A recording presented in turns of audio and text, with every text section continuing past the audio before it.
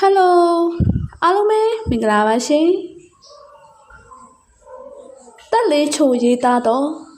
မီးလောင်ပြင်နှစ်နှစ်ပြည့်ကြပြလေးကိုဖတ်ပြပေးသွားပါမယ်ရှင်ရွာဝင်လန်းကိုရောက်ခဲ့တယ်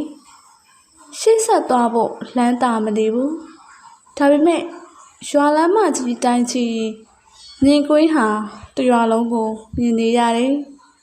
အုတ်ထရံကတုံမိုးနှစ်ထပ်အိမ်တွေမရှိတော့ဘူးလေစစ်မီးကအသက်တွေပဲတရဏဂုံတင်ရတာမဟုတ်အိုးအိမ်စီးစိမ်တွေပါတရဏဂုံတင်နေရတယ်အခုတော့ငါတို့ရွာဟာပုံစံတူအိမ်ယာတွေနဲ့ခြံဝင်းကိုမီးလောင်တုတ်ကားထားတယ်နှိမ့်ချုပ်အပင်ကြီးရဲ့ရိုးတံတွေကထိုးထိုးထောင်ထောင်အရင်လိုနွားတွေအတွက်အရေးဖြစ်မပေးနိုင်တော့ဘူးရွက်တဲ့ဝေဖို့ရွက်ဟောင်းကြွေပေးခဲ့တာမဟုတ်ဘူးစစ်မိတ်ဆာမီလောင်မြိုက်ခံခဲ့ရတာမိသားစုထမင်းဝိုင်းဟာကိုပြစ်ပေါ်မှာအမိတ်ဖျားခန်းဟာလဲကိုပြစ်ပေါ်မှာငါတို့အိမ်ယာဟာလဲကိုပြစ်လေးပါပဲငါတို့ဖျားရှိခိုးတယ်တရဏဂုံတင်တဲ့ချိန်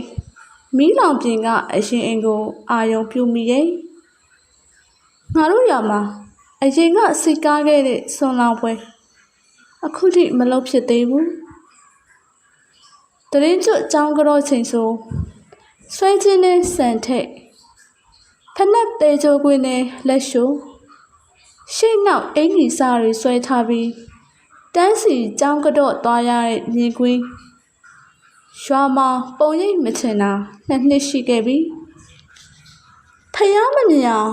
မာနဲ့ဖွက်ခံထားရတဲ့ငါတို့နိုင်ငံငါတို့ရွာဟာမီးလောင်ပြင်မှာဖွက်ခံလိုက်ရတယ်28ရက်2လ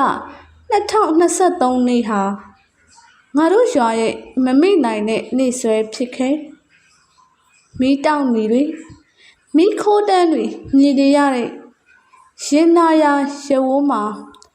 ငါတို့ရွာသူရွာသားတွေရှိရဲ့ခြေကွဲဖွယ်အတန်နဲ့ကြားမြိတ်ကြီးတွေဟာအဝေးကမီးတောင်ကိုမငိမ့်သက်နိုင်ခဲ့ဘူးကိုယ်တိုင်မခံစားဘူးတဲ့ဒီຫນွေကိုပူတယ်လို့ဘယ်ထင်မလဲဒီຫນွေတဲ့ငါတို့ရွာရဲ့တမိုင်းမှတ်တမ်းပါသွားပြီအခုတော့ပြာနဲ့တင်းနဲ့ရဝန်းမှာတခါတော့ငါလို့အစချီပြီးအိုးအိမ်တွေတရဏဂုံတင်ခဲ့ရတဲ့ငါတို့ရွာရဲ့ရင်နာစရာဖြစ်ရမှန်ဇလန်အကြောင်း